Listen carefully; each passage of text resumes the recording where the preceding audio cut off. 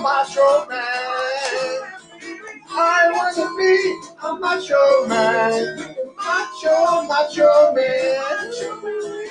I want to be a macho man.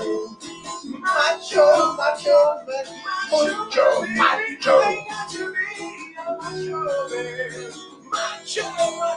man. I got to be a macho man. Aê, muito bom dia, começando a Machonaria Nerd. Apresentação Neri e Miller. Pilotando a nossa nave está Gabriel Tibiase. Lembrei. Debiade. Hoje o Renato teve alguns problemas pessoais. Espero preencher o espaço que ele tanto faz bem. Muito bem. Hoje o tema qual que é, Milão? A gente vai falar sobre metal, né? Heavy Metal. Nós vamos contar um pouco da história do Heavy Metal. Participe do programa, façam suas perguntas, conteste, façam a sua análise. Vamos começar pelos meados... Mas, lembrando que hoje nós estamos ouvindo pela página da 62 FM. Porque ocorreu problemas na página, então estamos pela página do Machonaria Nerd. Estamos transmitindo pela página Machonaria Nerd, galera. Então, participe, faça suas perguntas.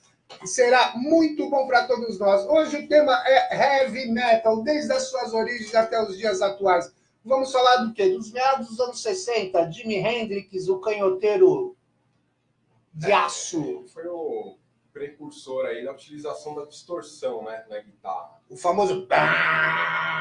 Porque basicamente antes a guitarra e o amplificador eles eram utilizados pelos músicos de blues para conseguir tocar em espaços grandes, né, onde não era possível tocar o violão acústico.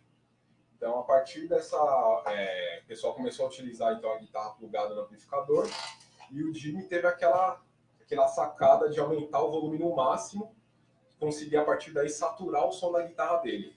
E aí, a partir disso aí, eles começaram a utilizar isso na própria sonoridade das músicas, né?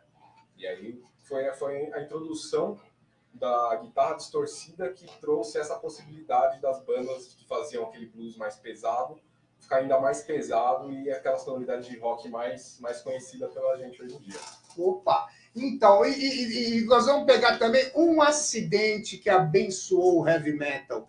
O guitarrista Tony Iommi, no seu último dia de empresa, mexendo numa prensa metálica que não era a função dele na fábrica, acaba decepando 2 dedos da mão. Ele era canhoto, né?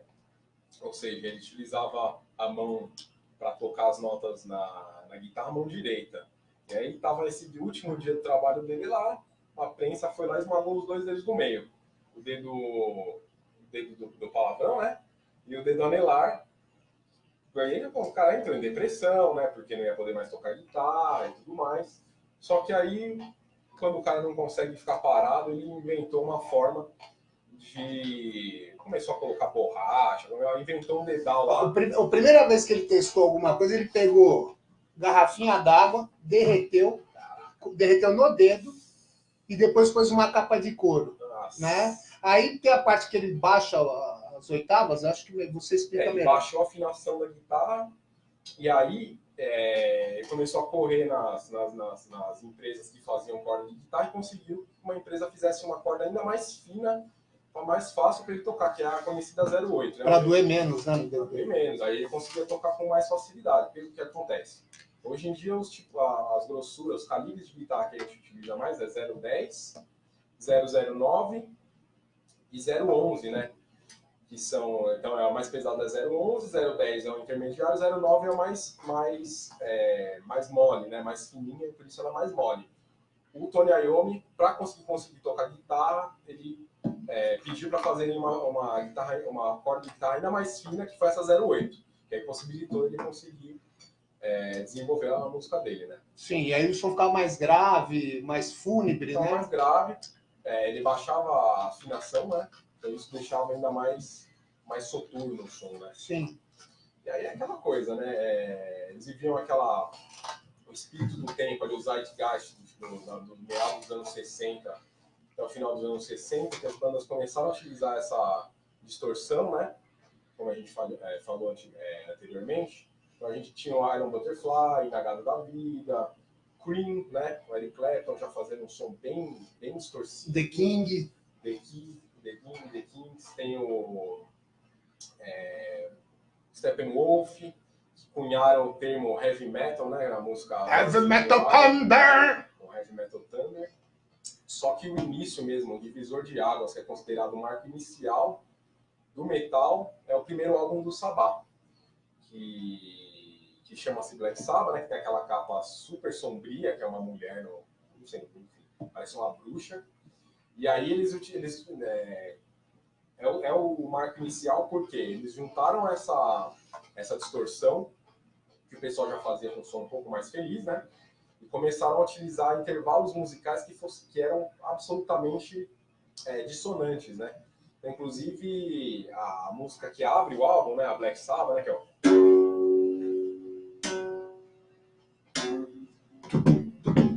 E esse intervalo musical aqui, não, que essa quinta diminuta aqui, que o Tony Iommi utilizou para fazer a música Black Sabbath, e a partir disso que é considerado o início. O que acontece? O interessante desse intervalo aqui, não, que ele é o mais dissonante que existe na música. Sim. Na década não, né? Na Idade Média, a igreja ela proibiu que fosse utilizado Não sabia. esse intervalo aqui, porque era considerado do Satã. Fúnebre, Satã. Era do Satã. E ele chamava Diabolos em Música. Inclusive o Slayer, depois nos anos 90, lançou um álbum com esse título, né? Diabolos em Música. Que nada mais é do que esse intervalo aqui, né?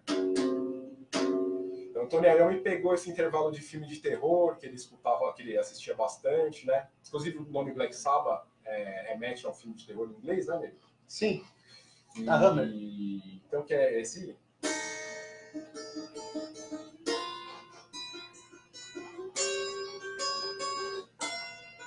que é super tenso, utilizou isso no rock e fez no metal. Tudo, as letras regadas pelo conceito filosófico da época do bruxo Sr. Crowley, fonte de inspiração de todos. Era um bruxo que existiu no meados dos anos 60, que era subversivo. Influenciou até aqui no Brasil o Raul Seixas e o Paulo Coelho. Né? Eles chegaram a ter uma filosofia satanista baseada em Mr. Crowley. O nome disso aí é que eu esqueci. Como que é mesmo? É coisa do capeta, não sei. É filosofia do capeta. Não vou lembrar. Mas baseado com o conceito de Mr. Crowley, foi surgindo e formatando as bandas de black. Lembrei, a Telema. Telema. Ele utiliza vários conceitos filosóficos religiosos ali do próprio judaísmo, mistura muito com mitologia egípcia, né? Dá uma mexida nessa questão. Eles buscam o demônio de origem grega, egípcia, que não é só o feitor do mal, e sim um mensageiro de várias... É um opositor, né? É um opositor, exato. Né? Mas continuando a estrada, paralelamente surge uma banda que seria o padrinho do hard rock, o Led Zeppelin. O Led Zeppelin ali já fazia esse blues mais pesado, né? Ele tem aquela Immigrant Song, né?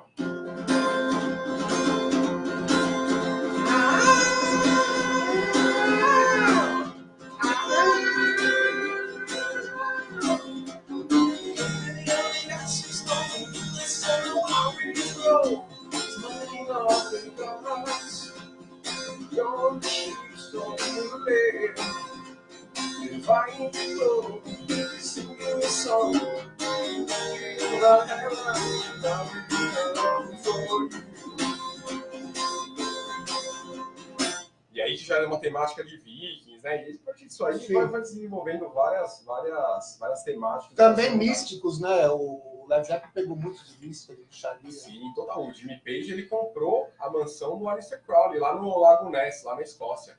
Isso eu não sabia também. Ele era tão fissurado nessa questão do telema, né, do Aleister Crowley, que ele chegou a comprar essa mansão que o Crowley teve por um tempo lá na Escócia, na beira do Lago Ness mesmo, onde tem um monstro lá. O monstro do Lago Ness. E aí ele foi o dono lá, não sei se ainda é dono, mas foi dono por muito tempo dessa propriedade. Não sabia disso, essa é novidade. E, paralelamente, surgindo bandas inspiradas no Black Sabbath e no Led Zeppelin, surgiu Judas Priest, que de repente mostra toda a essência do heavy metal, que é a primeira banda legítima de heavy metal, a gente pode falar que é o Judas Priest, onde as temáticas eram muito pesadas e roupagem de couro, né? Que tem uma curiosidade muito grande a respeito disso. O Rob Halford, o vocal do Judas Priest, na época ele era gay, né? Gay até hoje, mas não saiu do armário, vamos falar assim, não tinha... O preconceito era muito grande na época. E eles queriam chamar a atenção do público, com o visual mais heavy metal, queriam criar uma persona, uma assinatura do heavy metal. E adotaram o couro, só que não sabiam onde procurar, preço, essas coisas. O Rob Halford, espera aí que eu vou resolver. Né? No dia seguinte, Rob Halford veio com jaquetas, rebites, cap, visual todo, papapá, óculos escuros. Pessoal, onde você arrumou tudo isso? Ele, numa loja de sadomasoquismo, né? E foi aí que surgiu o visual heavy metal, que é roupas de couro, rebites, correntes, óculos escuros, caps e coisa do tipo. É o visual clássico das boates gays na Inglaterra, né? Naquela época. Não, da América também, o Ostra Azul. Não esqueça do Ostra Azul. Do Academia de Polícia. Ai. Esses dias aí eles mostram lá dentro da boate um monte de Rob Halford lá. Um monte de Rob Halford.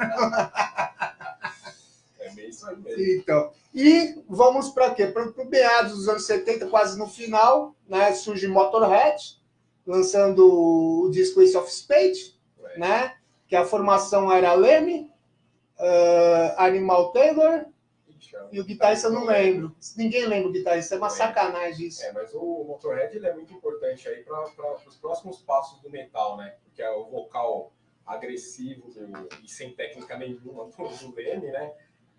Rasgado, uma sonoridade super suja. Isso aqui vai influenciar junto com o Venom, né? Essas bandas de metal mais extremo. Pessoal do thrash metal, pessoal do próprio black metal, né? Que depois vai ser forjado, death metal. Tudo vem daí. Uma curiosidade, o Lemmy foi road crew do Jimi Hendrix. Foi. Né? Ele foi o road do Jimi Hendrix ou seja, ele bebeu da fonte do rock pesado e implementou. Né? Você pega Ace of Spades, pega algumas músicas dele que é bem o rock bebop, né? Rock só que com uma pegada bem marcante da banda, principalmente da bateria de Animal Taylor, que começou aquela coisa do bumbo de uma repetição contínua absurda, né? Bateria frenética, guitarra e baixo distorcidos. Sim. Ao extremo, e aquela voz bem marcante. Bem suja, né? Bem suja dele. Voz de manhã.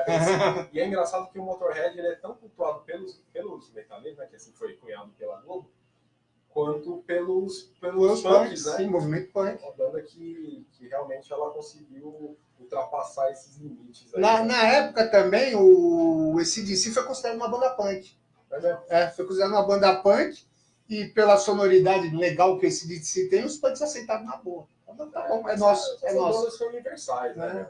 Você pode dizer, falar, quem é Ramones, né? Só considerar punk, mas é um negócio que é adorado tanto por punks como headbangers. Com certeza. E surge a grande onda. O New Wave of British Heavy Metal. Isso, né? Surgindo bandas como Def Leppard, Saxon, apesar que já era uma banda velha, o Saxon na época, mas abraçou essa onda. Def Leppard, Saxon, Iron Maiden, Samson, Angel Witch, entre outros. Né? Demon também, entre outras, né? E aí, nessa época aí, o Judas dá aquela mudada no som deles, né? Que ainda fica um pouco mais metal, que eles têm aquela... Sim, eles abraçam mais o peso da banda, né? No final dos anos 70, que é o surgimento do disco rock and roll, se eu não me engano. O rock'n'roll ele ainda tinha aquela sonoridade um pouco mais Led Zeppelin, eles vão cunhando com... Porque, mano, o Judas Priest eles têm um monte de álbum, né? Sim, Eles sim. começaram lá atrás e foram lançando o álbum, então a história do Judas Priest basicamente é a história do rock e do metal, né? Sim, você acompanha a discografia deles, você tem Não, você pega eles de raiz, eles não eram heavy metal, eles eram uma banda bem bluseira. Total. Tinha outra, não sobrou nenhum membro da banda.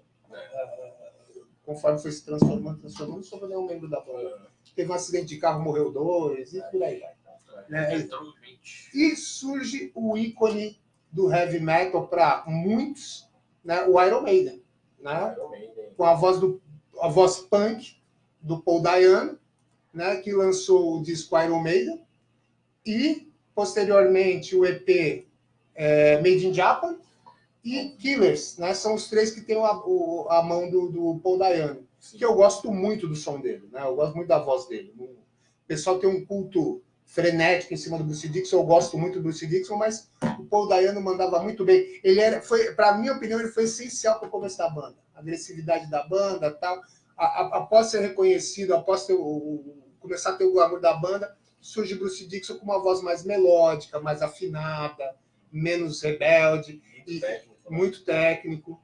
E fala aí. Não, e ainda, por exemplo, o Paul Dayano, na verdade, você vê como é a vida, né? O pessoal é óbvio que ele era um pouco, ele tinha essa técnica vocal menor que o Bruce Dickinson, mas o principal motivo dele ter saído da banda é porque ele era muito drogado, né? E aí ele acabava dando muito problema para eles, em show, ele sempre estava caindo de bêbado. Sim, bêbado ou cocaína, né? Aí chegou muita cocaína. Teve que fazer a escolha, né? E aí acertaram em cheio, que foi a entrada do Bruce Dickinson, que mudou... Que era Samson. Né? E mudou a sonoridade da banda, que, como você falou, ela tinha uma pegada um pouco mais punk, aí a partir disso aí vira totalmente metal, né? Que a gente consegue... Lançando um disco que poucos conhecem, né? The Number of the Beast. The Number of the Beast. No começo o pessoal teve muita resistência para a voz do Bruce Dickinson. Sim. Muito melódica, né? Para os fãs do Iron Maiden daquela época, né? Aí a partir disso aí o Iron se desenvolveu de forma absurda, né? Porque aí veio o Peace of Mind. Que é incrível, o pessoal critica muito, eu acho incrível aquele disco. É maravilhoso, né? Abre com a Where It Goes There, que você pode pedir para qualquer cantor aí, para cantar aquele som ali, ele vai ter dificuldade, porque é uma música muito difícil de cantar, o Bruce ali, 84, detonando. Fly of Icarus. Fly of the Icarus. Que é...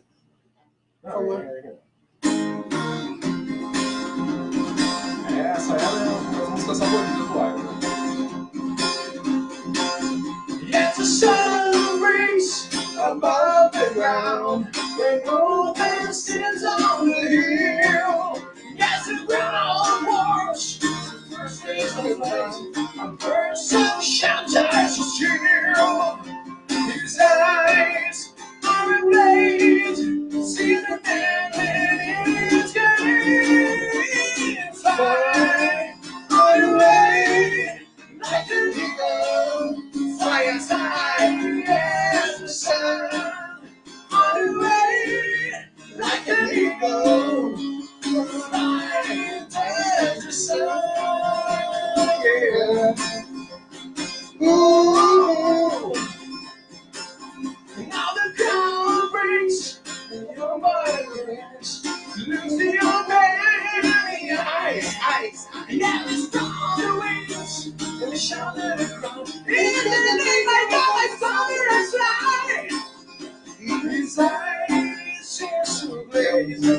Yes, you find the wheels on the dream. Now you know your father betrayed. Now that we turn to worship to say, fly away like an eagle. Fly as high as the sun. On your way like an eagle. Fly and touch the sun. Yeah. Essa é a típica música que é assim, eu não gosto de heavy metal, mas essa música eu acho legal. E aí você vê que inclusive a questão das letras, né? Bruce Dickinson, professor de história, Steve Harris, uma pessoa super letrada também. Bruce Dickinson é professor de história, esgrimista, piloto de avião, formado em filosofia, o que mais que ele faz? Cantor do Iron Maiden. Cantor do Iron Maiden nas horas vagas. Palestrante. Palestrante. empresário. 1,5 metro de pura travessura. Aí você vê que as letras começam a ficar ainda mais complexas, né? Rhyme desse é do outro álbum. Tem a Revelation nesse álbum aí também, que é super grande, né? Também contando uma história bíblica. Então a partir desse álbum, E ele tem um orgasmo dele no Power Slave, né? Termos de letra, vai escrever sobre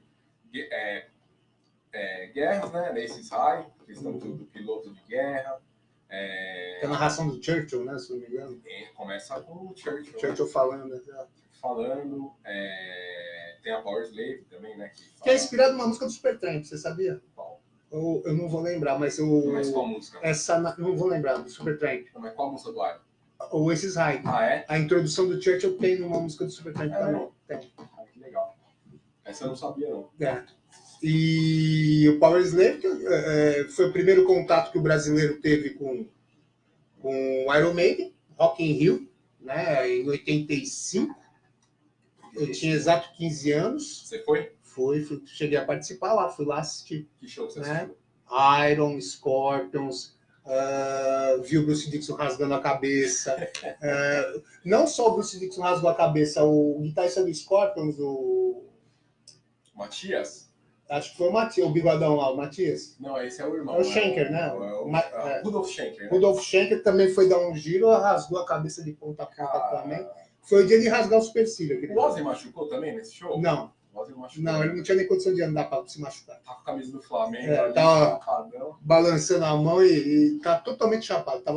Foi péssimo o show dele. Foi ruim? Apesar da banda ser muito boa, foi péssimo, né? Aquela banda lá tinha o Jake Lee na guitarra, que é um... Não foi o Jake Lee que foi? participou. Não veio o Jake Lee. Quem que teve? Eu não vou lembrar. Mas não foi o Jake Lee. Eu sei porque eu fui da esperança de ver o Jake Lee, né? E... Você pegou Queen também? Peguei Queen também. Peguei Pepeu Gomes. Nossa, Pepeu Gomes vaiaram o Pepeu Gomes freneticamente, porque o Pepeu Gomes escolheu o dia do heavy metal, né? Então você vai lá cantar e foi assim, piripiri, o pessoal Baby Consuelo, começaram a vaiar. Pepeu Gomes pediu a guitarra que tá de violão, pediu a guitarra do guitarrista dele, pisou em 20 pedal, fez um solo monstruoso, o pessoal começou a gritar Pepeu, ele... Posso continuar o show? O pessoal pode. E foi assim, o povo ficou quieto. Mas legal isso, o povo ficou calado assistindo ele, porque viu a qualidade de guitarrista que ele era, né? E isso é público notório no Brasil, a gente sabe a qualidade de guitarra que ele tem. Não, ele é um dos grandes ícones da guitarra, né? Clássico. Inclusive tem aquela lenda que foi chamado para tocar no Megadeth. Ele falou isso, né? Até que ponto é verdade, chamar um 60 para tocar no Megadeth? Eu acho que foi quando saiu o Chris Poland para lançar o Rust in Peace. Antes da entrada do Mark Friedman, acho que é 88, uma coisa assim. Ele já tá com os 40, né? Não sei, cara. Eu tenho minhas dúvidas sobre a veracidade disso aí, mas não tira a qualidade dele como guitarrista. Falando em guitarrista, vamos voltar para trás. Já no fim dos anos 80 teve o racha do Black Sabbath, né? Regado a muita cocaína, regado a muita droga, briga. Sai o vocal Ozzy Osbourne para montar a banda dele com uma lenda na guitarra, Randy Rhoads, que saiu do Quiet Riot, né? Uma banda que era do Ruth Sars, o LeBron e o Randy Rhoads. Ele saiu para um projeto,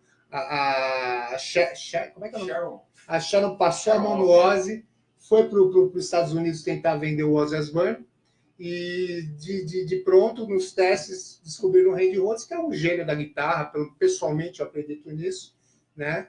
E o engraçado é que o Ozzy foi chupando aos poucos do Quiet Riot, né? Primeiro pegou o Randy Rhoads, depois pegou o Ruth Sars, né? Que é um grande baixista também. E foi feito as pérolas do heavy metal na mão de Ruth Sars. Crazy Train, Mr. Crowley, Suicide Solution, I Don't Know, Dire Madman, já do segundo disco. Álbum. Aí desse primeiro ano acho que tem Still Away. Só hino, né? É um álbum maravilhoso. E mediante a fraqueza do Ozzy Osbourne, o espaço que o Randy Rhoads teve foi infinito. Eu tinha uma demo Demo não, tinha uma fitinha BASF, que antigamente tinha muita gravação pirata. Então existe o show do Ozzy, Speak of Devil, Sim. né? Que é um tremendo de um show aquele. Tocando as músicas do Sabá, né? Eu tinha uma fitinha Talk of Devil. Que eu tô ligado. O Randy Rhoads, né? E você vê que o Ozzy já zoado, ele, toca mais, toca aí, deixa tocar, continua tocando. Então, ele deu a carta pro Randy Rhoads fazer o que quisesse lá, né? Cheque em branco, né? Até a hora que acontece uma tristeza, né? Ele muito novo, com 23, 24 anos, um acidente de avião, uma gracinha que fizeram, né? Um bimotor que eles estavam usando para se locomover. Ele foi dar um rolê com o piloto, foram passar um rasante na casa do Ozzy e acabaram se espatifando. Uma grande perda para o rock. Tem muitas tristezas aí do rock. E essa fase inicial do Ozzy, ela foi muito fecunda, né? Porque, inclusive, tem o clipe novo do Ozzy, que é da música Under the Graveyard. Inclusive, eles mostram eles filmaram lá, né? Inclusive, o ator que faz o Ozzy é o filho do Val Kilmer, que faz o Dead no Lord of the Rings. Tá, sei. E mostra o Ozzy, saiu do Black Sabbath, não sei o que, ele tá enterrado num hotelzinho lá, tipo de beira de estrada nos Estados Unidos, totalmente enterrado em álcool, droga. Aparece a Sharon, que ela era filha do empresário do Black Sabbath. Que era um mafioso, né? Mafioso, mas ele conseguiu, né, deslanchar a cadeira dos caras, né?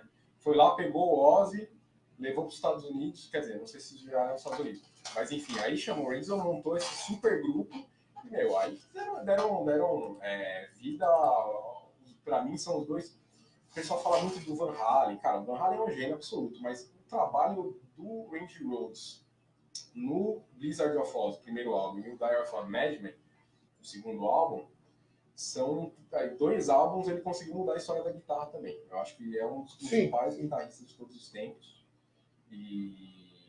Amante da Sharon? É mesmo? É o que dizem. É o que dizem. E o Ozzy aceitava, né? Eu deixo o menino tocar. Dos dois lados. Isso aí mas legal, né?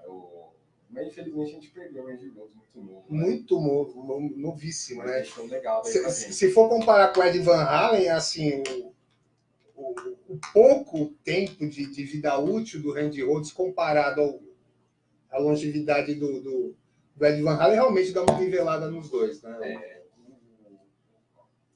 O tenso do Van Halen, do Ed, aqui o primeiro álbum do Van Halen é um divisor de águas também, né? A Eruption é um negócio que mudou totalmente aquela questão de colocar o Two Hands, né? Não sei como se sai na vida.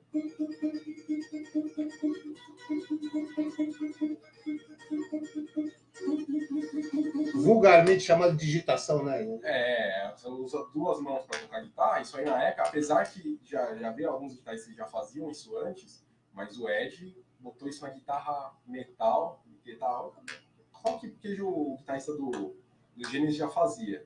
Só que ele popularizou isso aí, tanto é que tocava de costas, né? O pessoal não vê como que ele tocava essas coisas, né? A curiosidade do Van Halen, o Van Halen deu um basta nas roupas de couro, né? Era uma banda californiana no calor, ficar com aquele visual realmente incomodava. Esse que é o primeiro ponto, né? O segundo, a temática das letras. Enquanto a Europa usava magia, misticismo, eles usavam sexo, drogas e rock and roll, né? E uma curiosidade, o Ed Van Halen e o Alex Van Halen são holandeses, né? São holandeses. São holandeses, só que mestiço com filipino. Por isso que ele tem aquele olho meio puxadinho dele. Olho meio puxado. Então, dois, né? vieram numa embarcação, vieram como imigrante, uma vida sofrida, e deu certo. Infelizmente, a gente... o zum que tá, que o Ed tá nas últimas com câncer, né?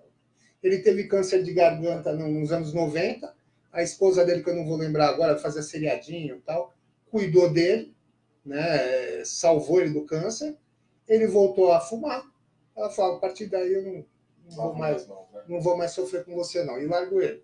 Né? Diz ele, né? Óbvio que a gente sabe que não é isso, né? Mas ele diz que esse novo câncer dele, aliás, o outro também já foi na boca, era porque ele, quando ele ia fazer os Two Hands, ele botava a paleta de metal na língua. E aí, diz ele que é por isso que ele... O resto que ele põe na língua, ele não fala, né? O resto da historinha ele não conta. Detalhe, né? E tem uma turnê que o Van Halen abre para o Black Sabbath nos Estados Unidos e ele acaba apagando o Black Sabbath, né? Acaba ofuscando o Black Sabbath, gera até briga dentro de camarim, entre eles, né? Graças a Deus o David Roth luta com o Mifu. Né? Foi, tem abertura zero, né? Se vira bem. Mas foi um momento que alavancou o Van Halen, até pelo fato da humilhação com o Black Sabbath. O Black Sabbath não queria mais fazer show com o Van Halen. Se recusava. E isso aí, quem que era no vocal? Era o Dio ou era o Ozzy ainda? Era o Ozzy ainda. Era o Ozzy quando eles foram para os Estados Unidos. Ficaram, olha as curiosidades. Eles não tinham onde ficar e aquele barbudinho cabeludo do... Banda de tia. Não. Nazaré. Não, Bidis. Bidis. Ia viajar fazer... Banda de tia. Banda de tia. Ia fazer uma turnê na Europa, né? E acho que é o Andy Gibb, se eu não me engano. Falou, usa a minha casa. E aí eles tacaram a zona na casa do Andy Gibb, ao ponto de... tem uma história muito engraçada que eu vi no documentário. Eles tinham comprado não sei quanto de cocaína, né?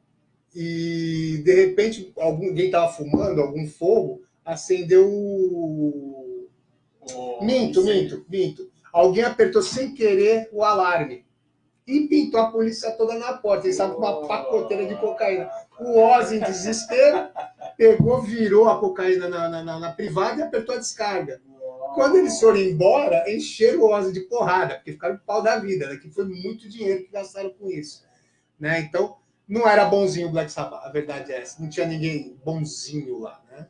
Porque tem a Ozzy, a Erva, né? No Masters of Sim, Reality. da torcida, né? A torcida do Tony Iommi, eles estavam lá para gravar o álbum, deu um tapa na pantera, né? Tapa na pantera. Começou a tossir e deixaram... Que era da Forte, né? Vai pegar essa que é da Forte. Que é a Sweet Leaf, né? A folha doce, né? É isso aí. Vamos ver, dá uma olhadinha para mim, Gabriel, do que estão comentando. Tudo bem. Então aí a Rose. Ah, bom dia, Rose. Você tá bem? Faltando uns... o Renato não pôde vir hoje, está com uns probleminha, mas ele já vai voltar ativa em breve. Quer falar uma coisa aqui? É sobre o nosso querido amigo Renato.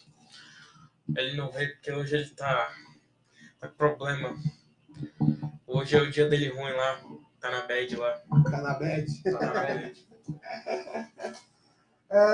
Naira Araújo. Ô, Nair, bom dia para você. Parabéns pelo seu programa. Obrigado, querida. Estamos se esforçando ao máximo para agradar a todos.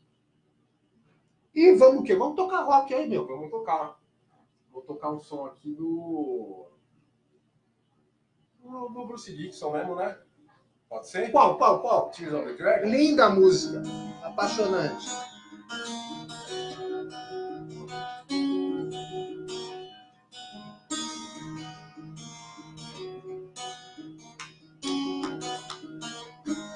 Too long now, but there are secrets in my mind.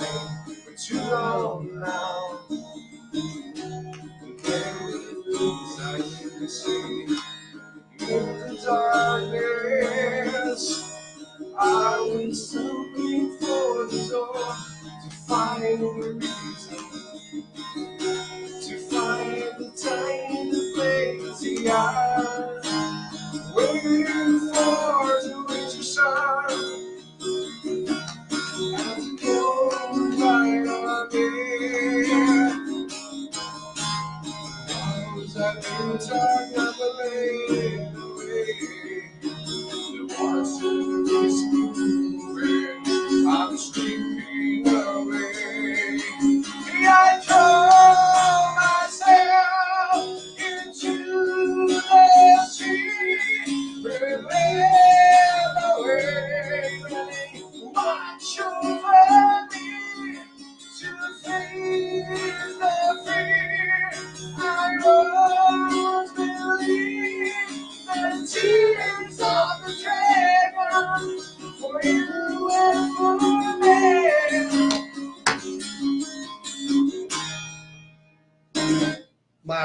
causa dessa música. Eu, particularmente, a saída do Iron Maiden foi pontual e necessária. Não, foi necessário porque o Iron já estava numa fase que... Óbvio que eles tinham lançado o Fear of the Dark, que é um álbum maravilhoso, né? Só que antes eles tinham lançado o No Praying for the Dying, que é um álbum meio ruim. Ninguém vai falar que esse é o melhor, é o favorito do Iron Maiden, porque não é um álbum bom. E aí ele já queria fazer um som diferente, já estava tentando fazer a carreira solo. Ele sai e lança álbuns que realmente são memoráveis. Tem muita gente que prefere até a carreira solo do Bruce Dickinson, a passagem dele pelo Iron Maiden. A gente estava falando do Mr. Crowley, a trilha sonora do filme do Mr. Crowley é do Bruce Dickinson. Chemical Wedding, né? É um álbum maravilhoso, esse aí, super pesado. Tem aquele Roy Z nas guitarras, né? O Adrian Smith, que tocava com ele no Iron Maiden, tinha saído antes do Pray for the Dying, foi substituído pelo James Gears, que tocava com o Ian Gillan.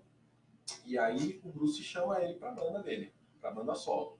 Grava alguns álbuns com o Bruce, e aí depois tem a chamada né, do Bom Filho, né? A Casa Torna, com 3 guitarras. Porque aí tinha o Iron, ele falou, ó, só volto pro Iron Maiden se eu puder trazer o Adrian Smith de novo.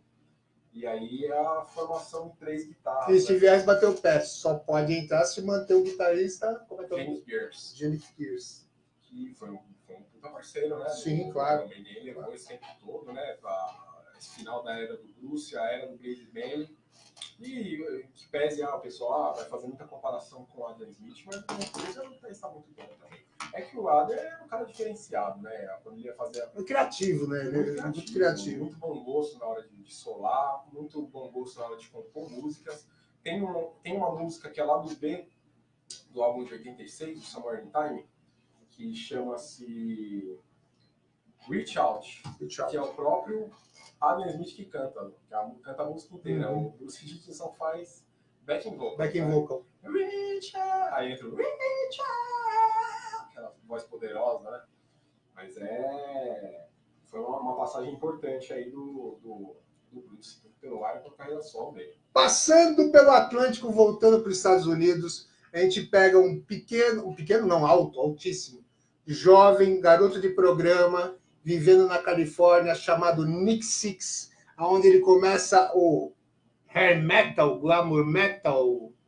Glam metal, né? Glam metal. É que glam metal já tinha nos anos 70, né? Já tinha algumas coisas, né? Desculpa. Sweet. Glam metal ele se transforma aqui no hair metal. Hair metal. Cabelão pra cima. Né? Aqueles cabelos espetados. E saindo do selo Heavy Metal Attack, né? Que era de várias gravadoras lançando essas bandas glamurosas, né? Então, o Motley Crue, né? O primeiro, quem não conhece o Motley Crue, assista no Netflix, eu não lembro o nome do filme, mas é sobre o Motley Crue. E Hatch, né? A banda Hatch, que é um pouco mais, eu acho um pouco mais pesada que o Motley Crue, mas com todo aquele visual glamuroso. Quem mais que a gente vai fazendo essa evolução? Poison também, não é? Poison é um pouquinho mais novo, né? Poison, Europe, são um pouco mais novos do que isso. Mas também com aquela proposta de cabelos e sensualidade. Poison. Homem vestido de mulher, né? Aquela questão andrógena. Sim, a primeira vez que eu peguei o disco do Poison na mão, que eu vi na loja, eu achei que era Skullgirls. Né? Achei que era banda de mulher e tal, e depois fui descobrir que era banda de homem.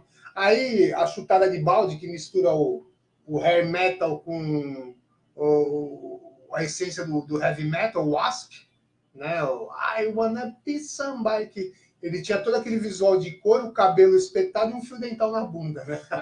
Black Lawless, né? É Black Lawless, tremenda numa voz ele tinha, né? E já era um veterano no espaço da música. Hoje ele deve estar quase 70 anos.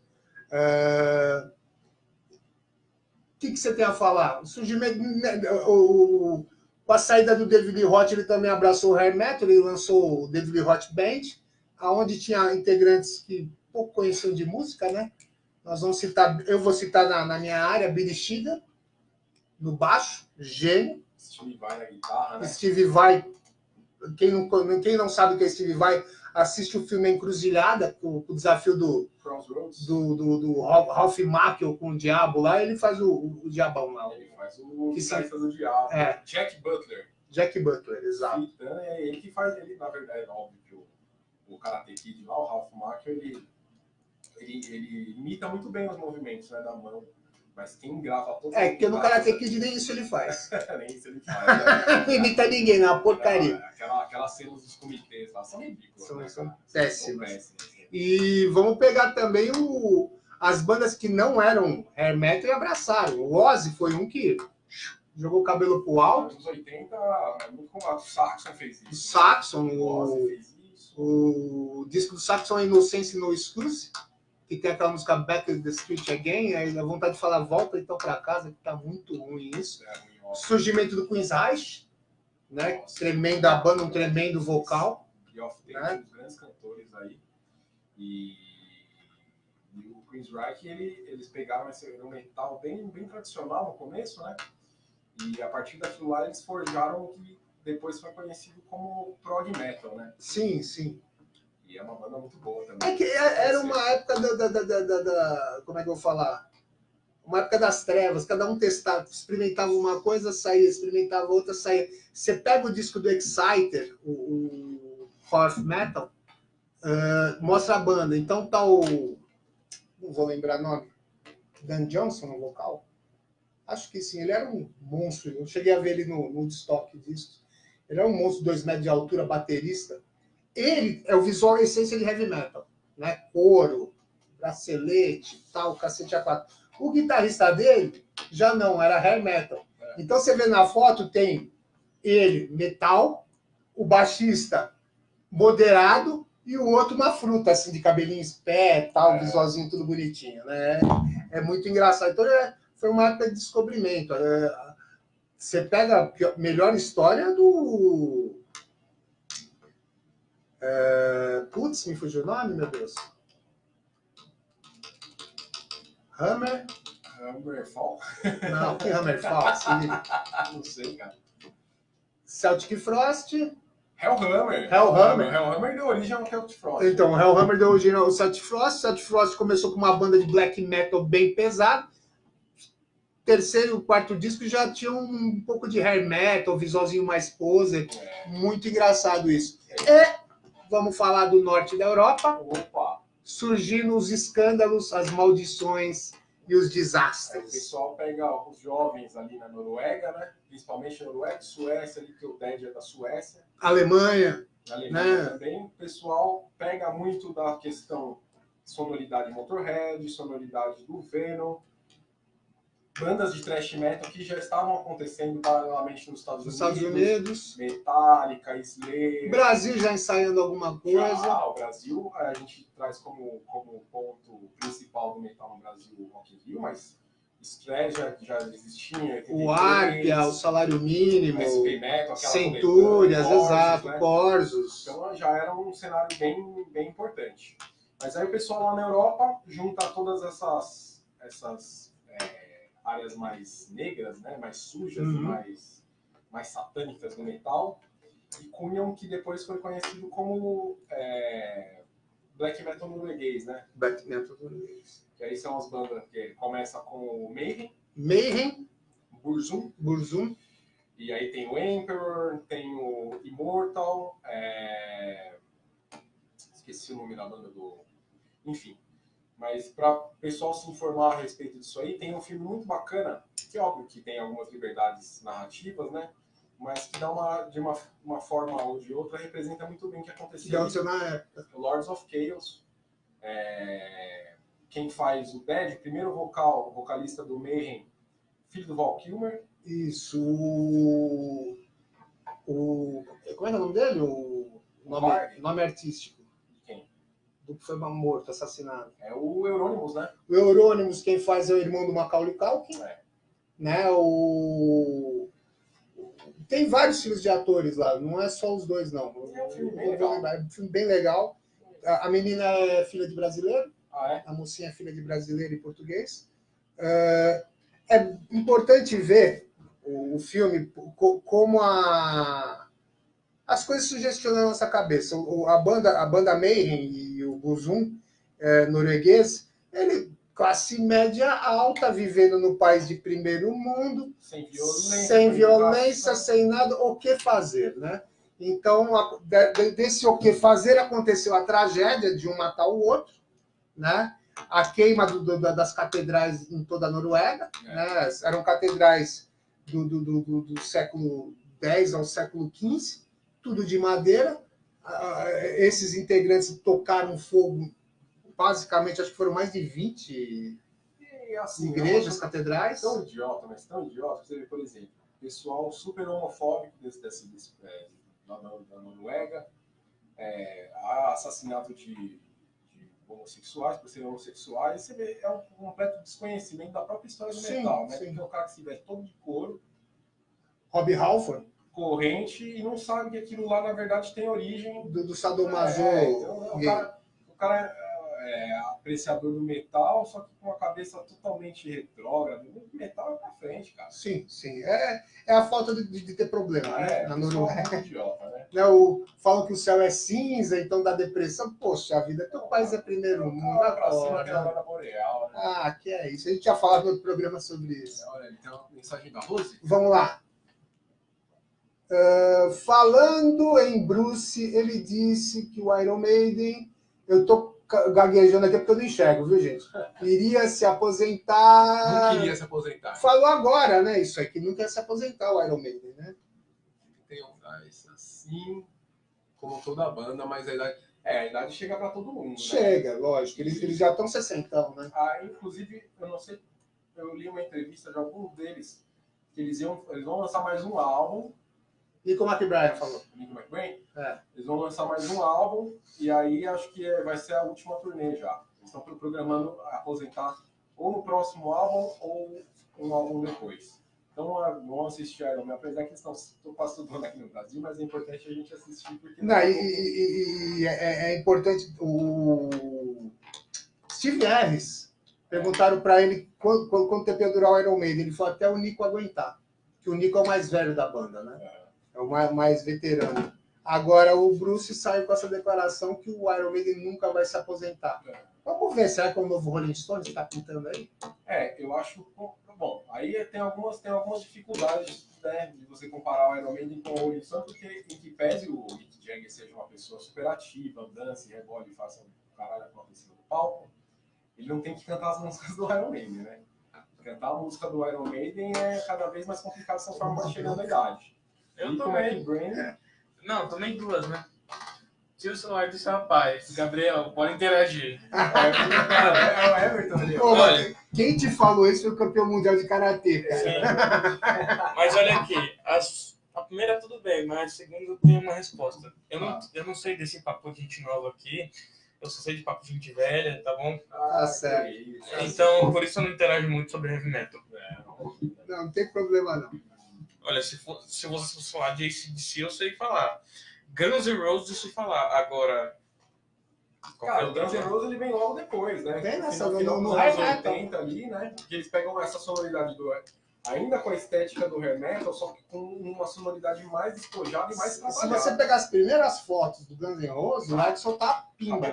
E os primeiros clipes, o baixista tá com o cabelo ainda... O primeiro clipe é o Welcome to the Jungle, o Axl tá com o cabelo Tá cabelo em pé. Só que ali eles ainda não tinham despontado, porque a Geffen, né, que tinha assinado com eles, lançou o primeiro clipe, Welcome to the Jungle, não fez sucesso, o primeiro álbum vendeu muito pouco, que é o Appetite for Destruction, tem aquela capa...